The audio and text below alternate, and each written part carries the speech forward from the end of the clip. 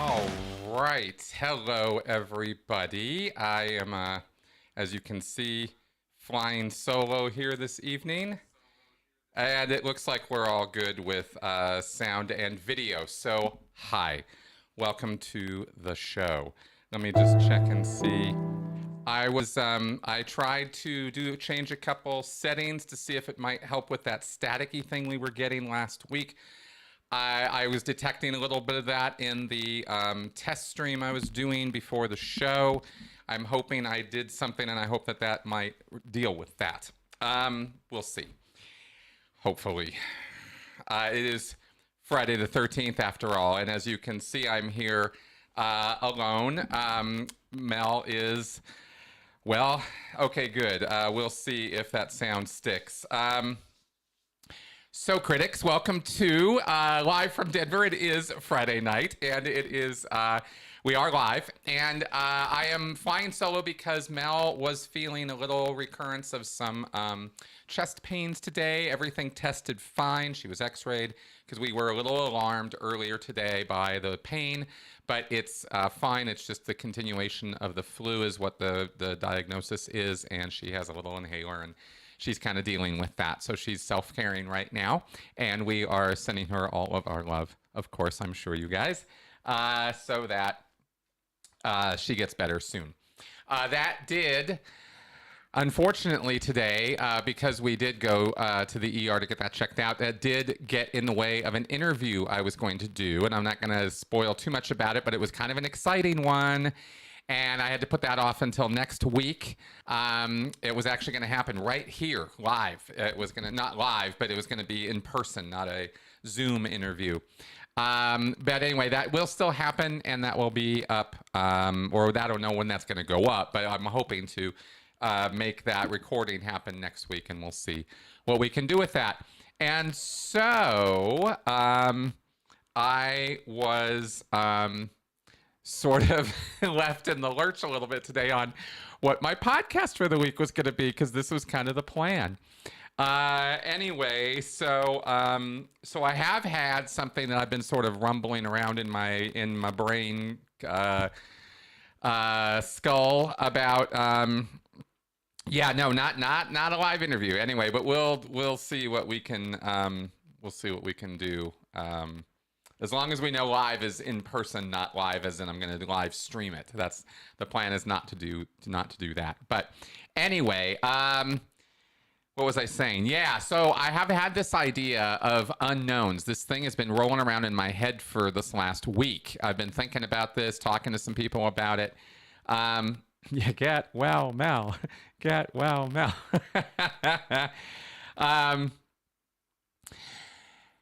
So, unknowns. I have a few things to go over, and I need to preface this first before I actually get into talking about this. Now I realize what it was I was trying to ask you, what I wanted to tell you guys. I had two things I wanted to tell you that are just sort of channel related that I thought you might respond to. First one is, this last week, YouTube informed me that I have just crossed the 10 million views threshold, which is kind of fun. So that's a lot of views of a lot of videos that I've put up over the years on my main channel. That doesn't include the Clips channel that's also going full tilt boogie right now with hundreds of videos of questions that I've answered over the years and things, excerpts from my podcasts and stuff. That's over on my other channel, which is also going fine. But on my main channel, 10 million views. That's a lot. I was actually kind of like, damn. And I forgot, though, to mention it last week because I actually found out about it just before the show last week. So anyway, that was kind of fun.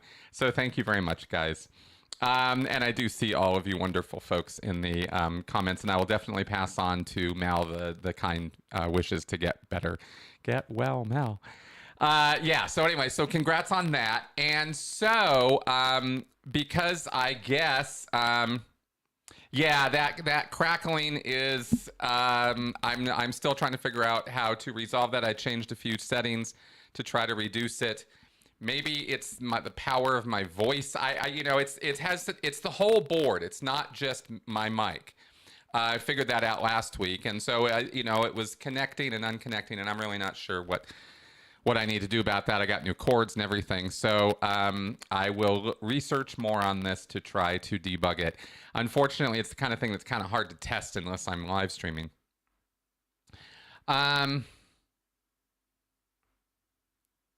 Yes.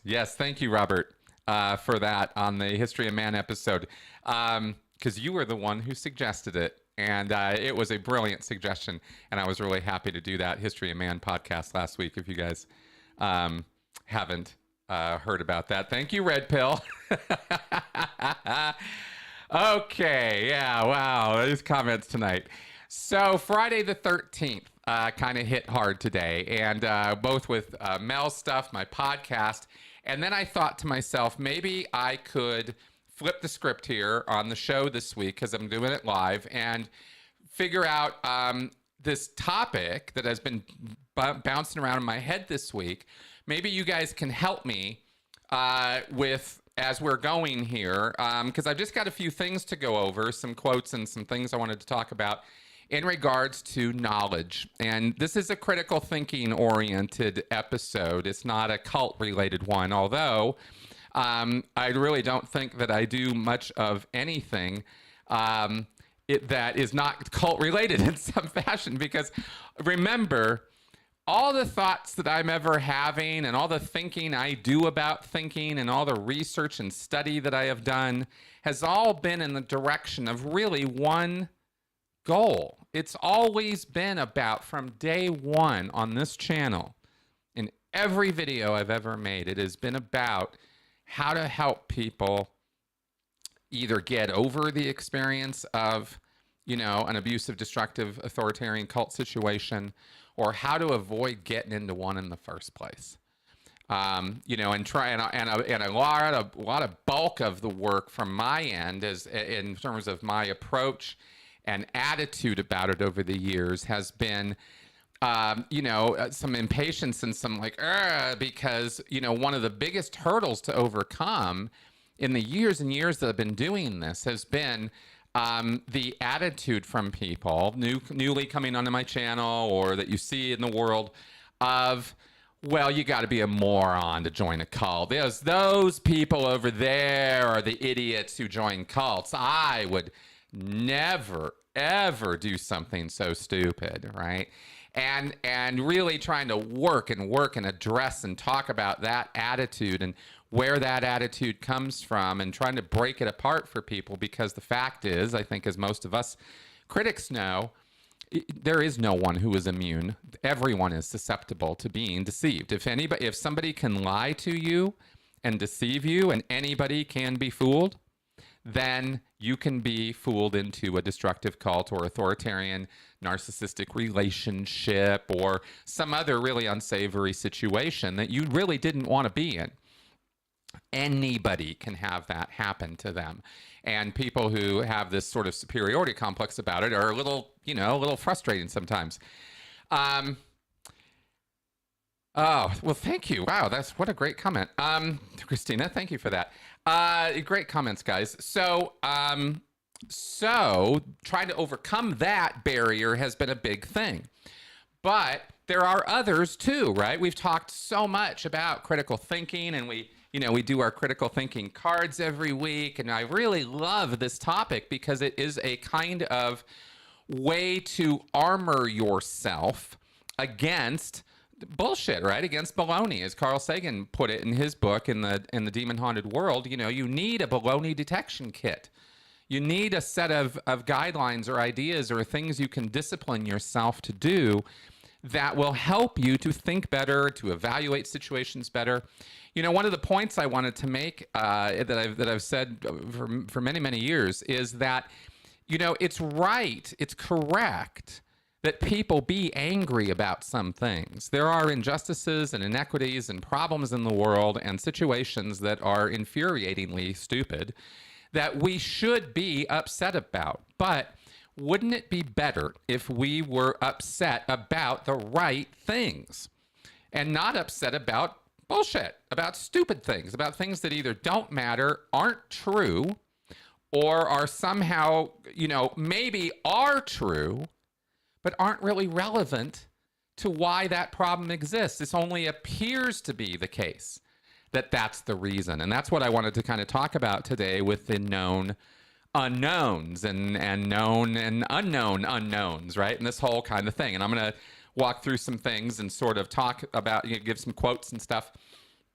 that I kind of thought, as I was progressing through this, I thought might help explain what the problem is, what the situation I'm trying to think about here, and how we as individuals might overcome that in ourselves or work to be better at our thinking and our approach to problems, right?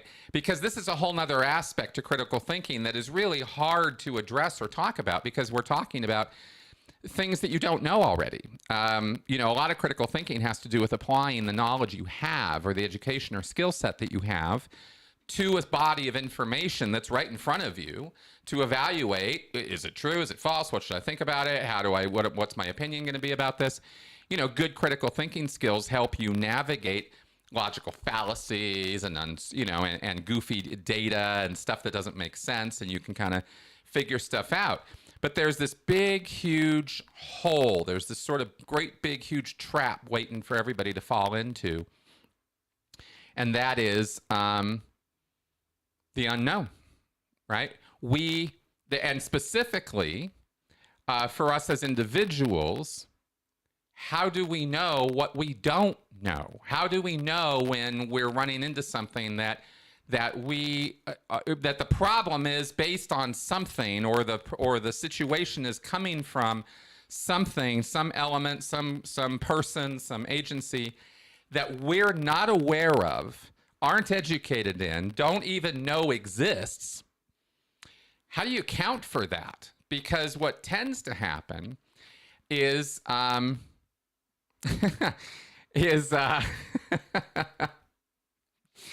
people will instead, let me go over a couple examples of some things, or walk into some things here and kind of walk through some stuff. And what I'm appealing to you guys for tonight is to let me know in the comments kind of as we go, and I'll try to peek at them as we're going here.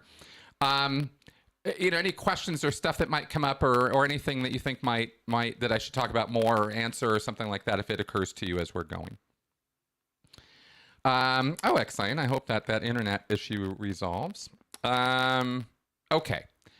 So the first point I wanted to make is there are 7 questions or 6 questions that good critical thinking is often cited as, right? Or as part of, right? What's happening? Why is it important? How do I know? Who's saying it? Who else?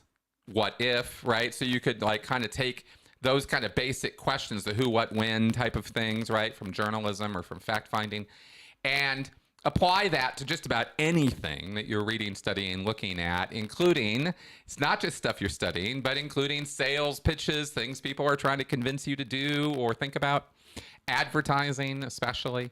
And you can apply these kind of questions, right? But there's also one in here, which is, what don't I see? Is there anything important missing? And this is what's been on my mind a lot. And this barely kind of scratches the surface of the problem that I'm thinking about with this. But it is part of critical thinking, right? What don't I see? And the thing about this that I wanted to point out, and I thought it was kind of funny for Friday the 13th, is that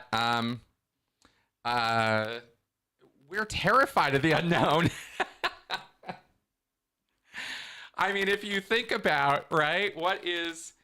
our normal, in other words, our regular normal response to the unknown, to something that we don't know what it is, where it is, what it's going to do to us, is usually fear. There's a lot of fear in that. And that's not necessarily unhealthy. And there's nothing necessarily wrong with that.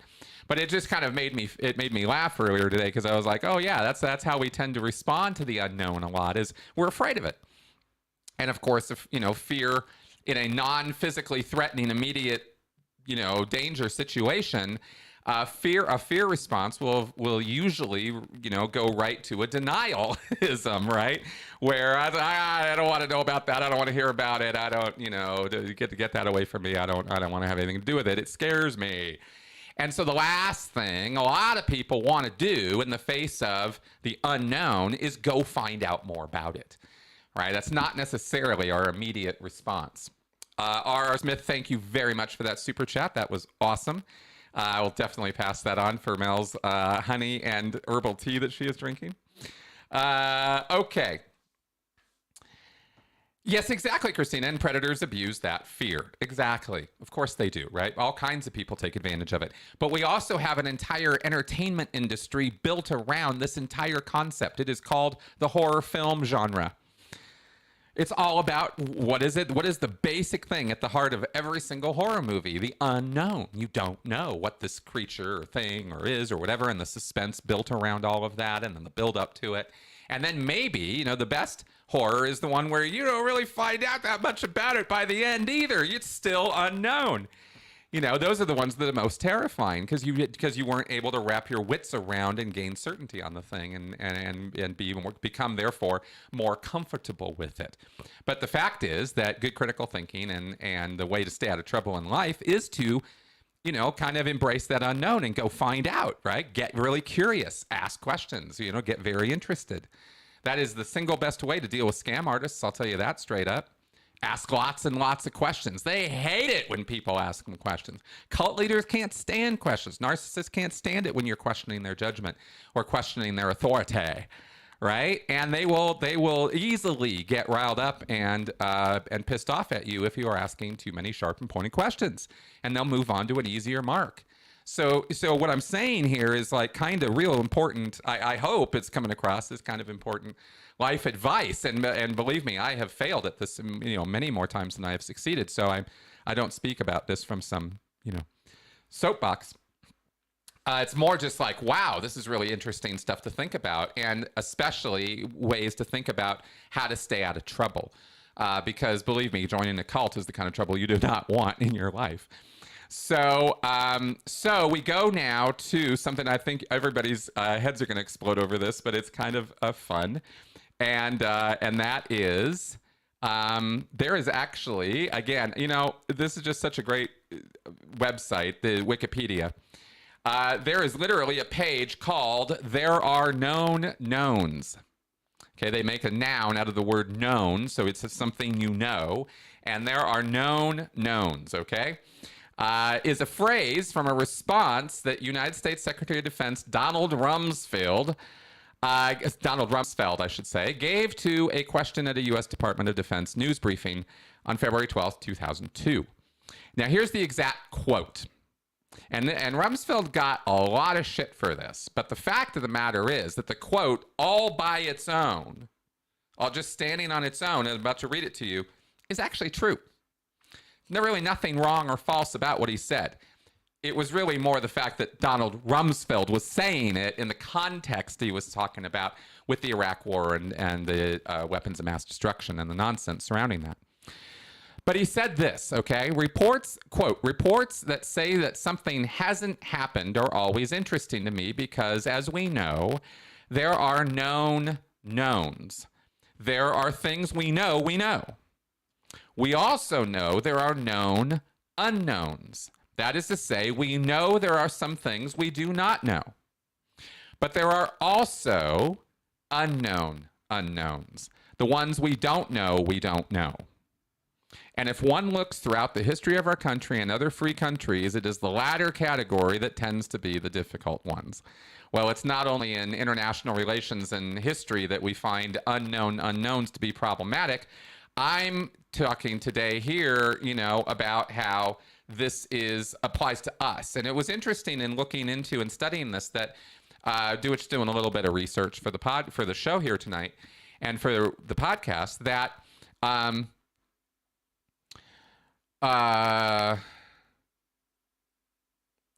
damn, I hate it when I have a thought and I just totally lost it there.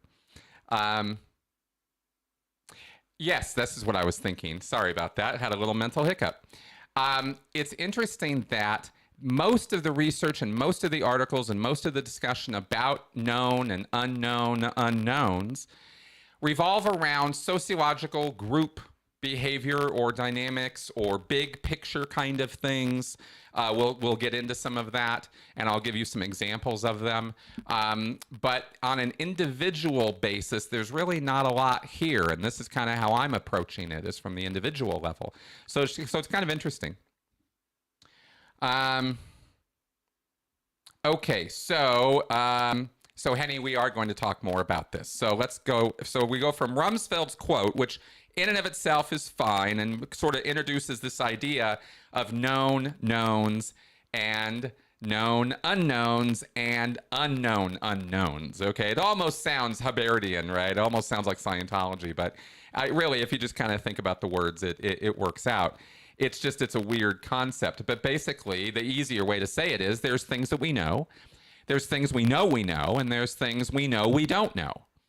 And then there's the stuff we have no idea about that is very real and really exists and affects us probably, but we have no clue it exists. We don't have any idea about it at all. It's out of our head, out of our thinking, wouldn't even be in our thinking.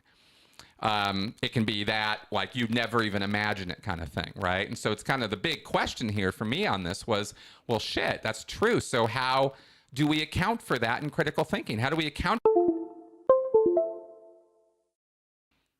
What are we going to do about that, right? How do you deal with that? Because they're always possibly out there, and they are always possibly a threat of some kind, right? What you don't know can bite you in the butt, right?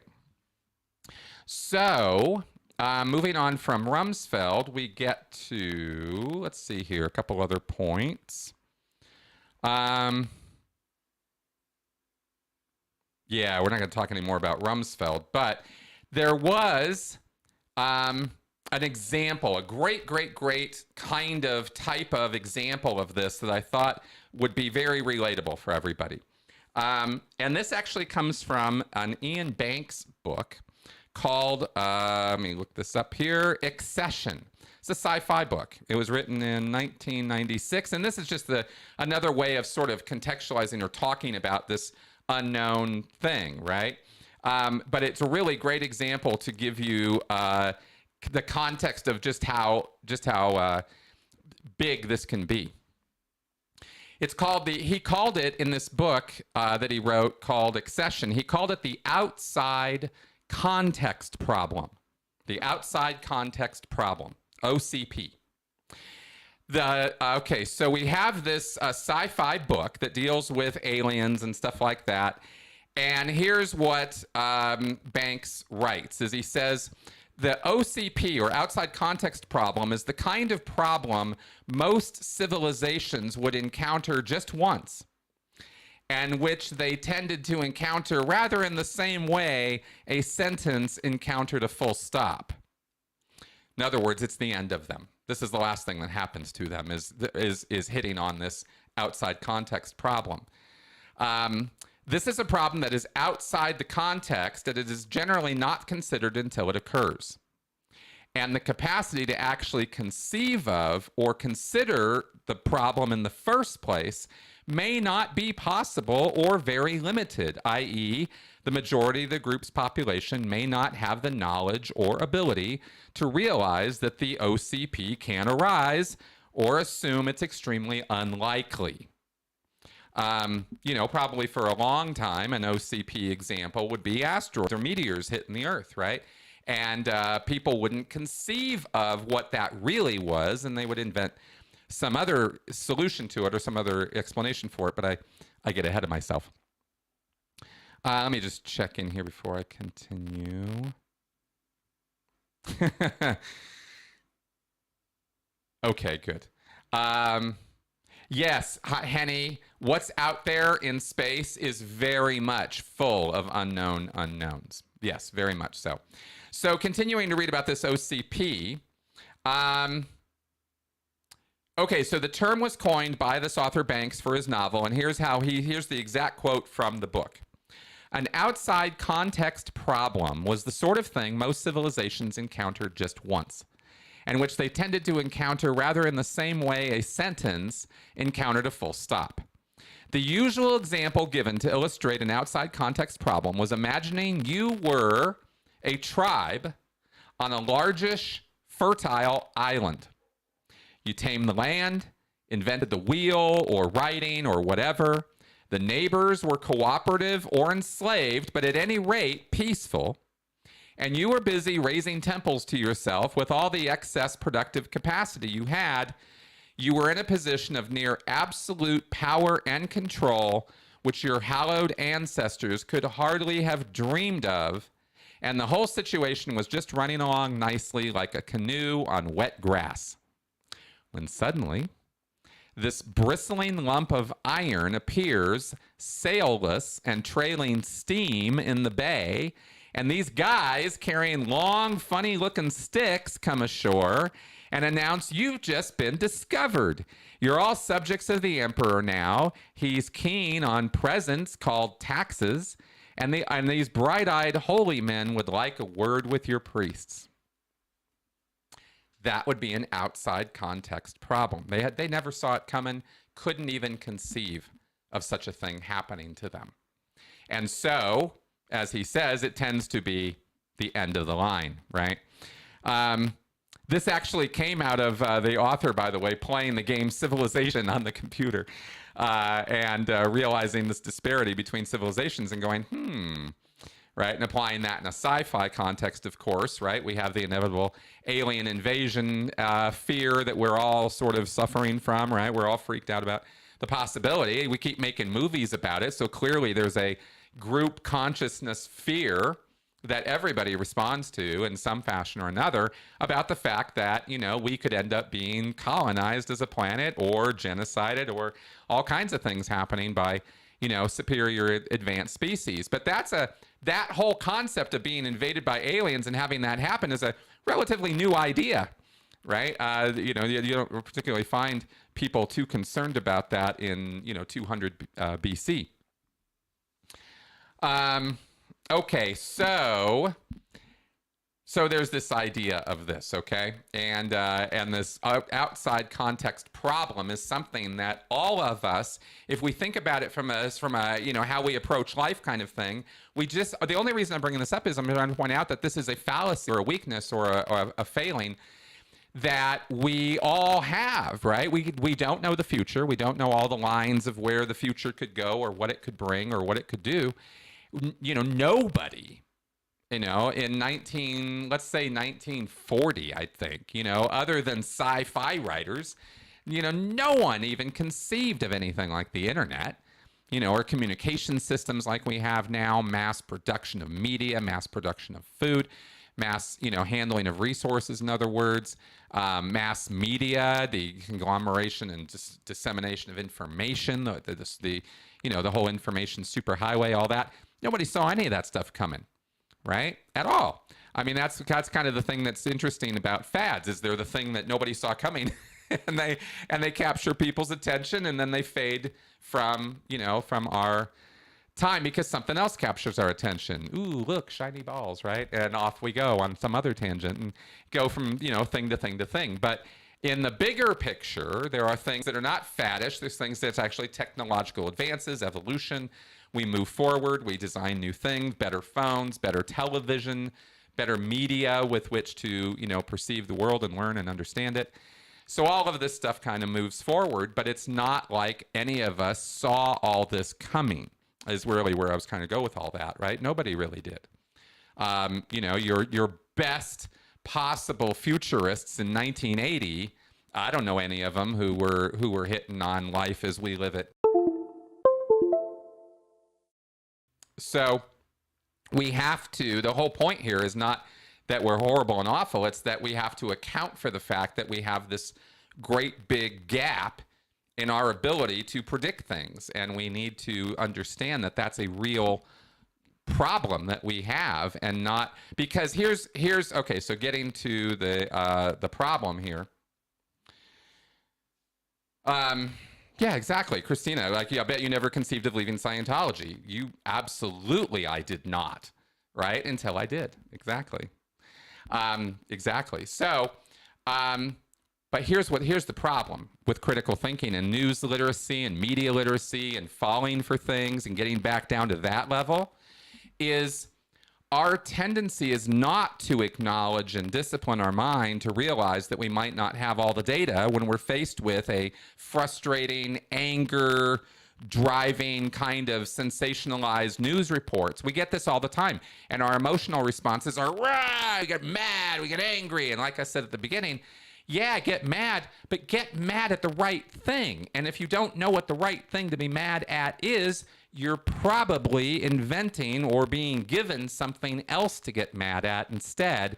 And that ain't the right thing to actually get mad at, see? And the only way...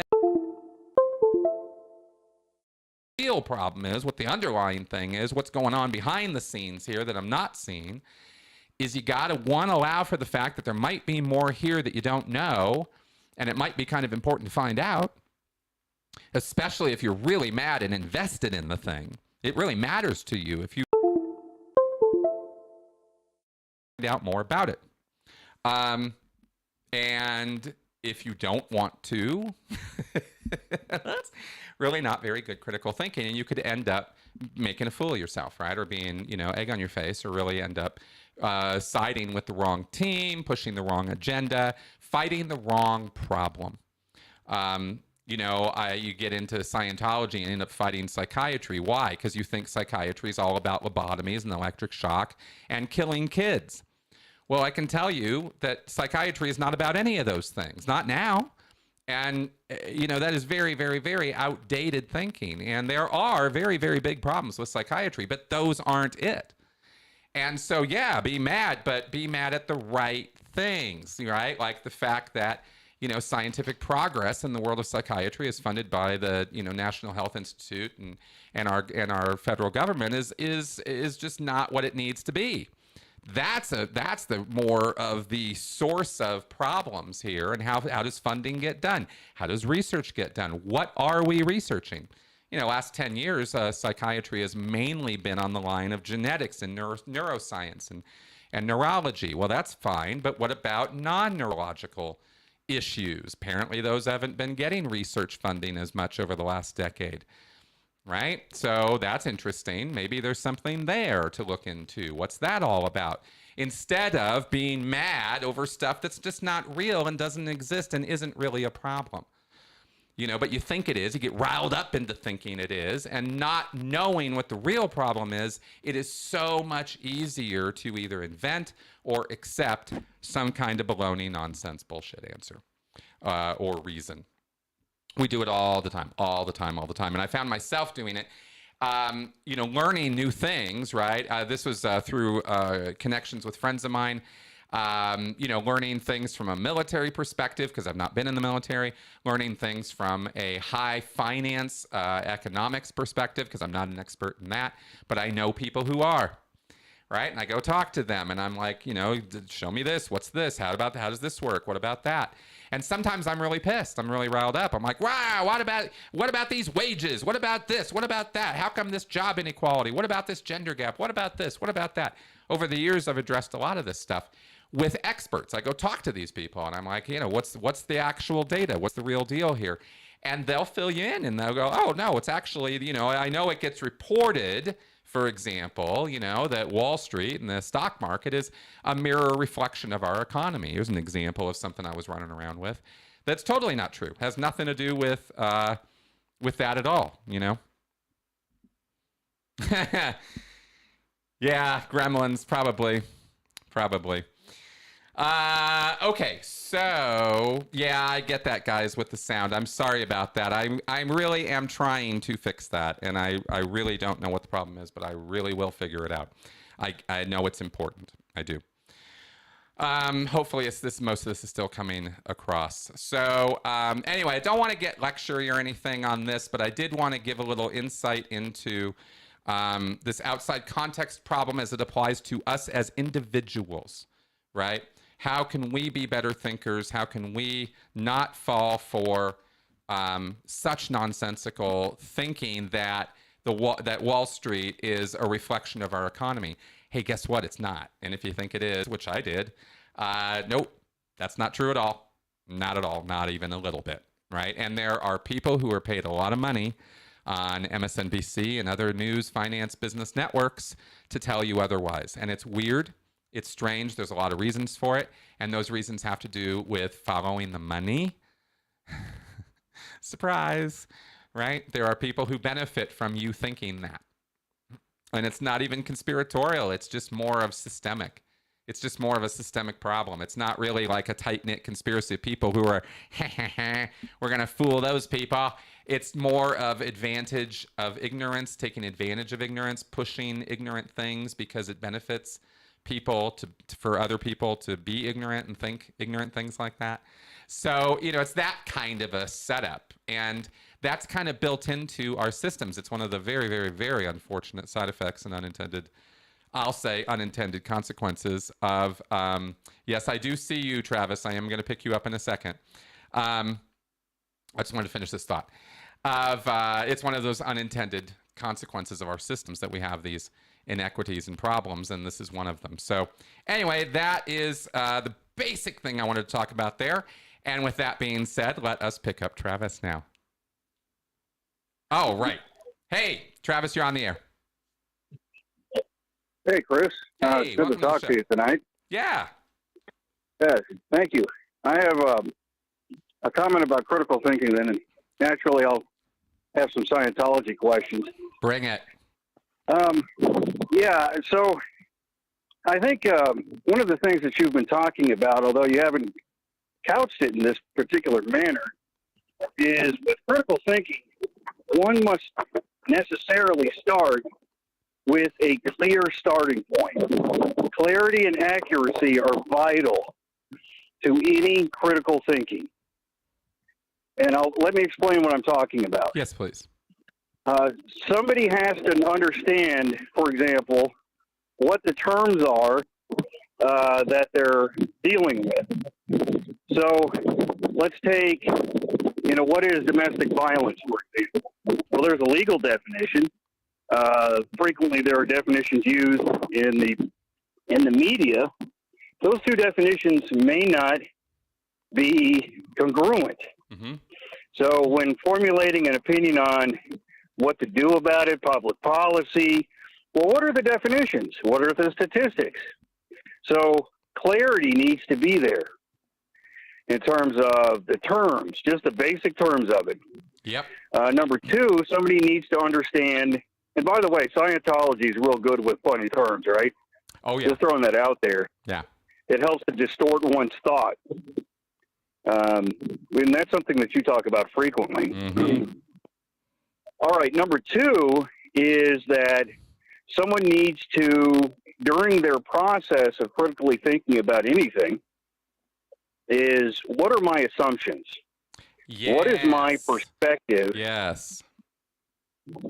And I'm not saying everybody has assumptions necessarily, but everybody has a particular perspective based on their own life experience of what they know, what they don't know, where they've been, where they haven't been, what they've been exposed to. That's right. I'm an old guy now, or middle. If I might interrupt you for just a second, I would say the most important way of framing that is, or talking about that is, we have to recognize that all of our background of language and culture and education and upbringing and where we were born and socioeconomic status and all of it are the things that are our biases or our assumptions, and we just have to allow for that rather than thinking that we are these perfectly objective creatures. Mm-hmm. Yeah, and these are understanding both of those things that I just brought up are foundational to any type of critical thinking. Big time. Big time. Just regardless of what you're talking about. It could be science, could be, well, not necessarily science, but especially social issues or relational issues or anything like that. Big time. Yep. All right. So hopefully that was a good addition to this discussion thank you for tonight. bringing those up.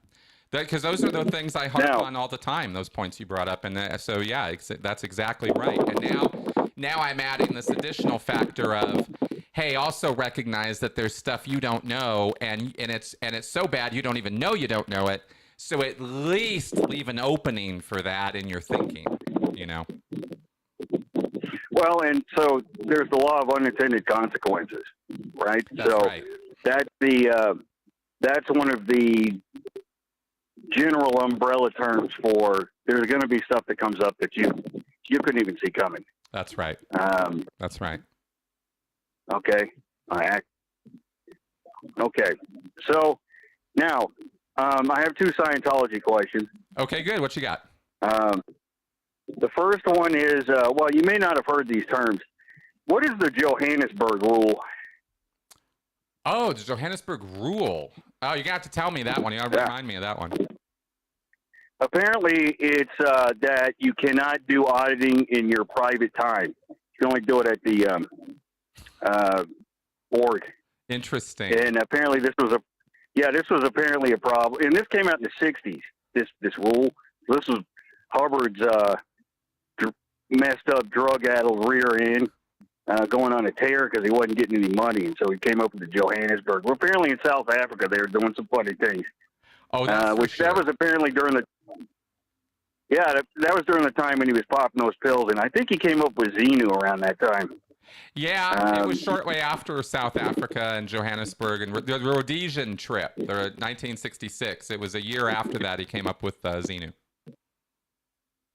Oh, well, good. So he see, that's where clarity comes in. He clarified his hustle and then even added to it. Good for him. That's right. That's right. Okay. Right. Now, was there a position called the keeper of tech in the organization? Still is. Yeah. Why don't you tell us what that is, sir? Okay, quickly. Keeper of Tech and Admin, or the keeper of the Technical and Policy Knowledge, I believe is the full post title. And this is somebody who is posted under the LRH communicator. So there is, on the Scientology organizing board, there is Department 21, which was Hubbard's office. Well, Hubbard's dead now, so that office still exists, and the L. Ron Hubbard communicator is the head of it. And this is the person who oversees and kind of polices policy, regulation, and technical application in the organizations. That's kind of their job.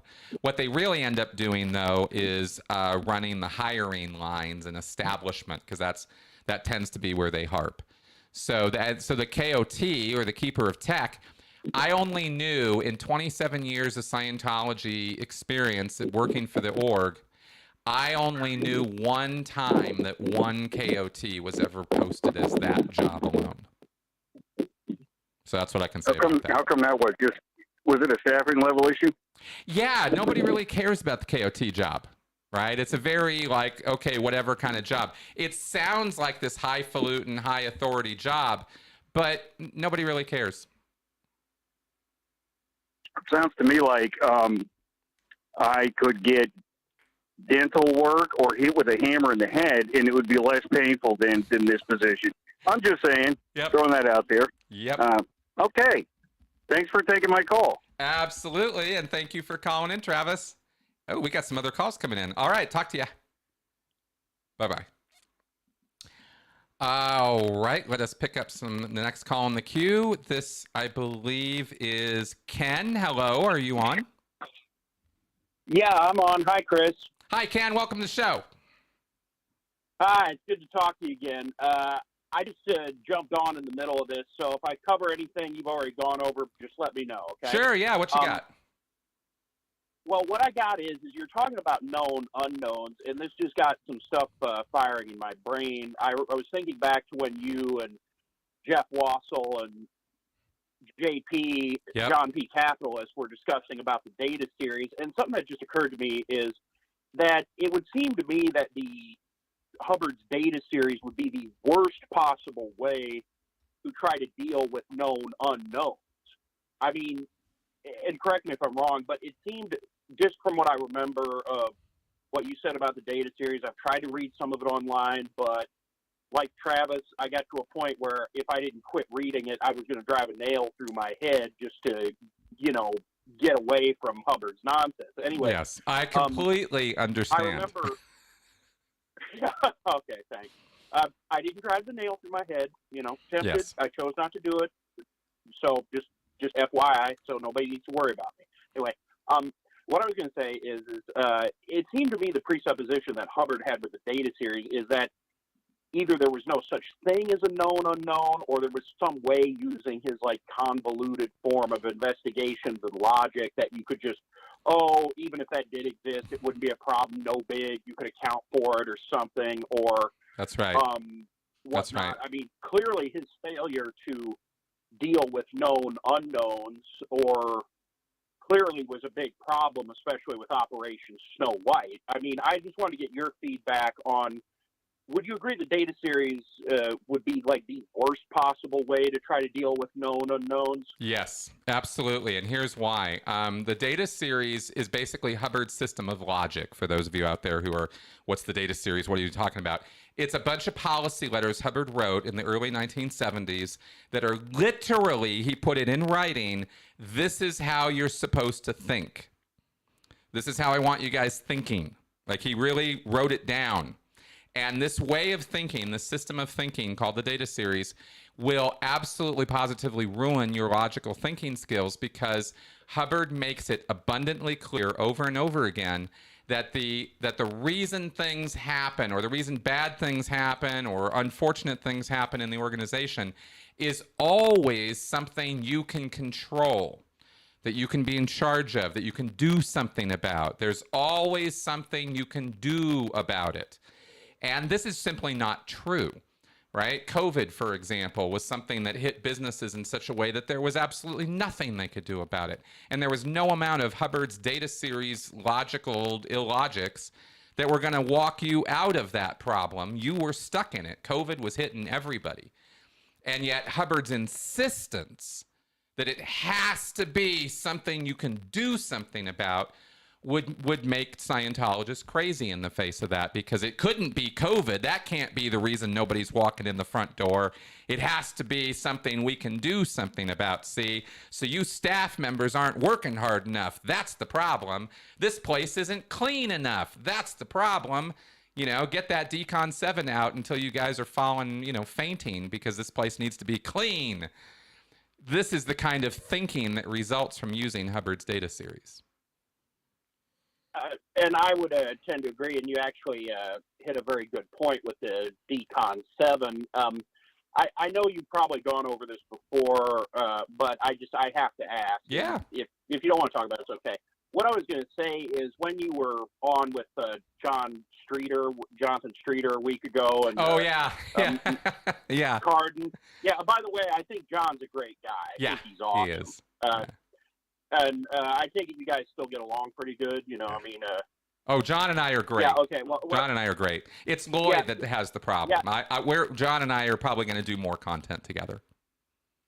Yeah, I'm glad to hear that. What I was going to say is, and obviously, Carden, I don't know this guy. He obviously is, from what I can tell, is very thin-skinned. But what I was going to say is, he kept bringing up stuff like, here's another data point, here's another, and for some reason, this might be me reading something into this, but the way he seemed to be constructing some of his logic, I'm thinking, why do I get a feeling that you remind me a little bit of Hubbard's data series? Yeah. I'm not saying it's exactly the same, but what I'm saying is some of the shallowness of reasoning does seem, did you find any overlap between him going, well, that's another data, was there any overlap between how he was trying to present, this is my data point or whatever, and Hubbard's data series, or is that just a... No, because, and probably, no, it's not the same. And the reason why is because what you will hear out of the mouths of Scientologists is not data points. You'll never hear that term. What you'll hear are out points and plus points. Yes, I see what you mean. I think what made me think of a similarity I don't think it was necessarily the same line of reasoning, but it seemed to be the lack of critical thinking. Yeah.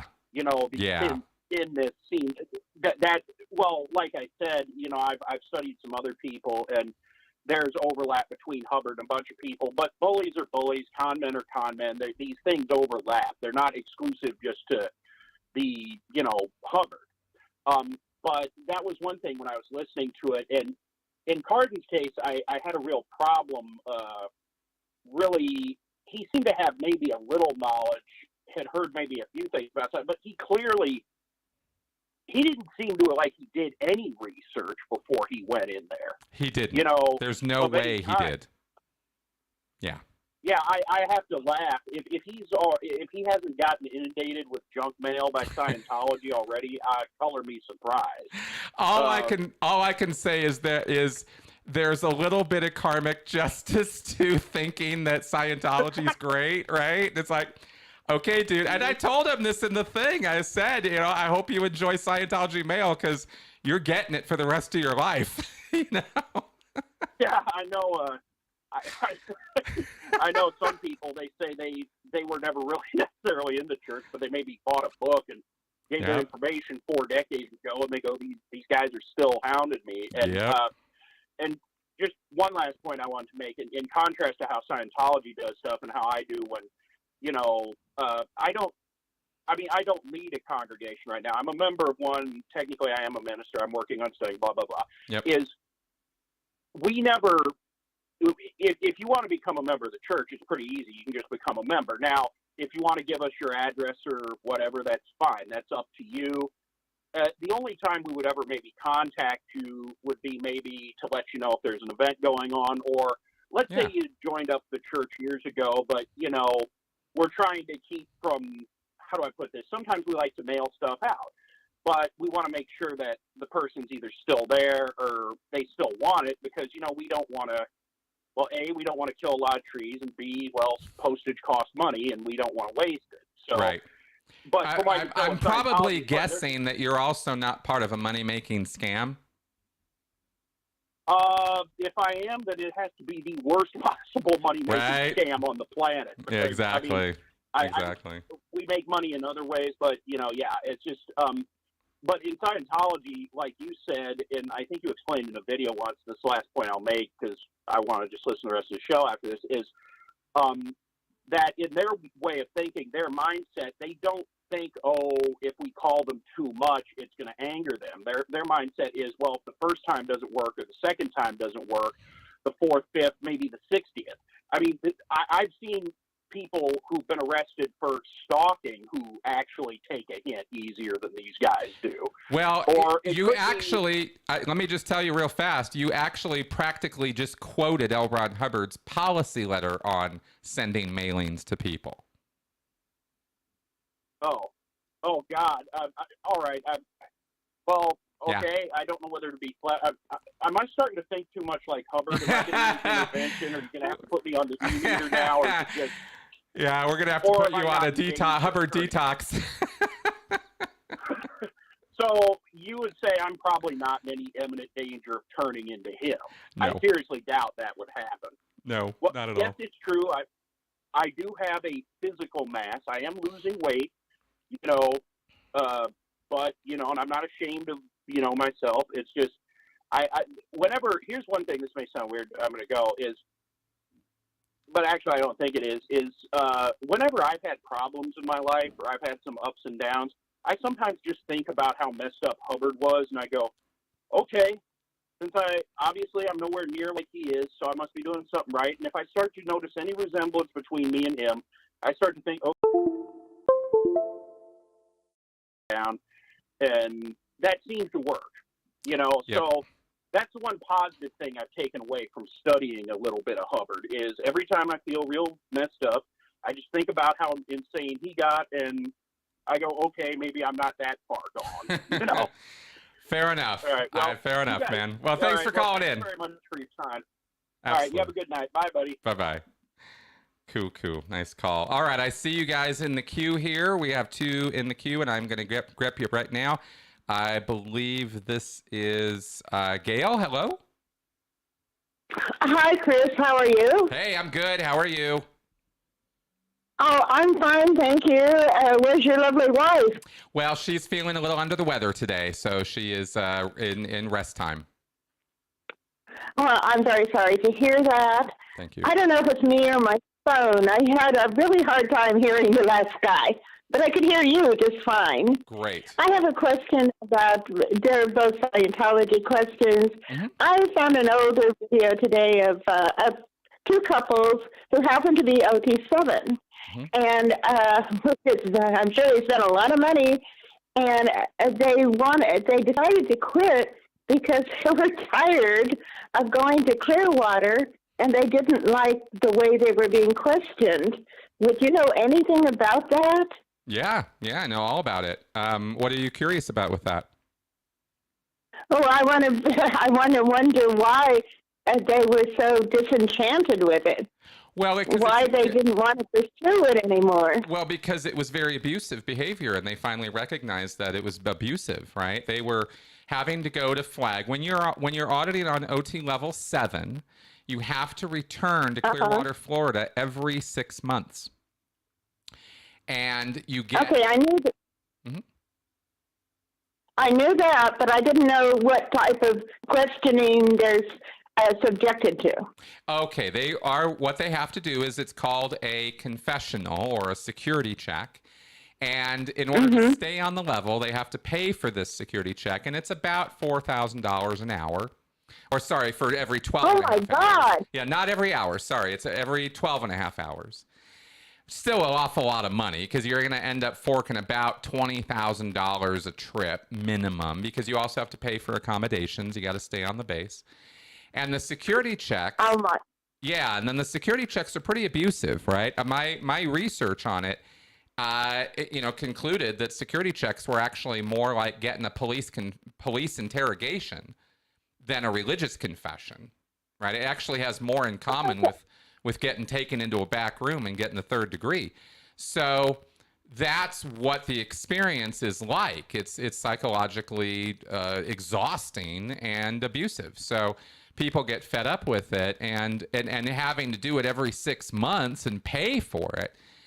Sometimes people just run out of money and have to go off the level entirely, because they just can't afford to keep doing it. More accommodating for people who are at that higher level. No. Those are the people that they are raping and pillaging for their money harder than anybody else in Scientology. The upper level people in Scientology are contributing, lots of money and time, and are getting some of the worst treatment. That's just incredible. It's like you're paying to be abused. Exactly. That is what you're doing in Scientology. The only... because of the brainwashing, right? Because of the indoctrination. Right, and they think they're getting they're going to go to level 8 and get some superpower or something. You got it. Just crazy. That's right. And okay, that's primarily my question. And one other thing real quick. Yeah. I just saw something on cover-ups of deaths. Some of them were in Germany. And one woman, they never investigated her son's apparent suicide. They never took they never did the gunpowder residue test. She's still unhappy because they never investigated. Yes. And the same thing happened with 2 people in Germany. Yep. I mean, how do they get away with this shit? Well, most of the time with stuff like that, it actually tends to, I know this is not easy to hear, but it tends to be just kind of gross incompetence. And Scientology takes advantage of it. There is also influence that comes out of the church in terms of not getting prosecuted for things. We saw that with Lisa McPherson mostly with that case. But oh yeah, they said in both of these cases, their publicity, what is it, OSA, was there watching. That's right. Making sure everything was fine for Scientology. This is just amazing. And then some people try to, and then one last thing, this just killed me. I saw somebody on YouTube called Leah Remini a Nazi. That is like calling the kettle black. That's unbelievable. Yeah, very much so. And that is OSA. Yeah, absolutely. Yeah. Calling her a Nazi? Well, just because she's courageous and she has integrity. Exactly. And they'll probably call you the same thing pretty soon. Yeah, no, it's happened. Don't worry about I've been called a Nazi online, not by the church, but I've been called a Nazi by other people. You gotta be kidding. You guys are the furthest thing from a Nazi. Scientology is close to fascism. You guys are not. Exactly. I mean, Exactly. they want to control everything. And I don't know whether they're more like the Nazis or the Soviet Union. You got to, even the parishioners have to write tattletales on each other. I know. That's just amazing. It's nuts, isn't it? So, yeah, it just makes no sense to me whatsoever. And then, people are going to think I'm crazy, but I put an email to the MCU, said, please do not hire Tom Cruise. Yeah, right. Ever. I mean, I really liked what you said about him being just a complete monster. And he was mad because someone didn't put his muffins in time. How old is he, 5? I know. All right, well, I've got another call on the I gotta let you go. go. All right, thank you. You have a good night, Chris. Thank you. Thank you. Bye-bye. All right. And, where'd it go? Okay, Henny, I saw that you had called and you were in the queue, and I'm really sorry you had to wait that long. And I think I lost you. So I was gonna go over for you, but maybe we'll do that next week. And of course, if you want to email me, you can. Sorry I missed you, Henny. But we are at the end of the show, so I think it's time to wrap up now. So don't have that happen very often, that we have calls go over like that. So I apologize, but at the same time, I don't want to cut people off too much when they're making some good points. So the vagaries, the foibles of a call-in show, I suppose. Okay, let us go ahead and wrap up quickly and do our usual things, because we have usual things to do. I'm not sure what's happening with the podcast yet. I'm thinking that I will probably go live tomorrow and maybe go over a few of these points that we went over tonight. I didn't seem to get too much like, Chris, what the hell are you talking about, you idiot? So I think maybe I had something useful to say tonight. And I hope that it was useful in some fashion. That's always really the hope here. I always am sort of feeling in my own mind, I'm always self-criticizing and judging as I'm straddling the line between trying to inform versus trying to get on a soapbox and lecture. And I don't know how often I'm good at, that line is a little hard sometimes. Okay, so I am randomly pulling a card here, cutting the deck on. Hey, look at that, confirmation bias. When we were talking earlier about the Hubbard's data series and logic, what it actually is an exercise in confirmation bias. That is what L. Ron Hubbard teaches Scientologists to do, and he calls it a feature, not a bug. That's the problem with the data series. And confirmation bias, of course, is you favor things that confirm your existing beliefs. We are primed to see and agree with ideas that fit our preconceptions, and to ignore and dismiss information that conflicts with them. The first principle is that you must not fool yourself, and you are the easiest person to fool. And that is a quote from Richard Feynman, the quantum physicist.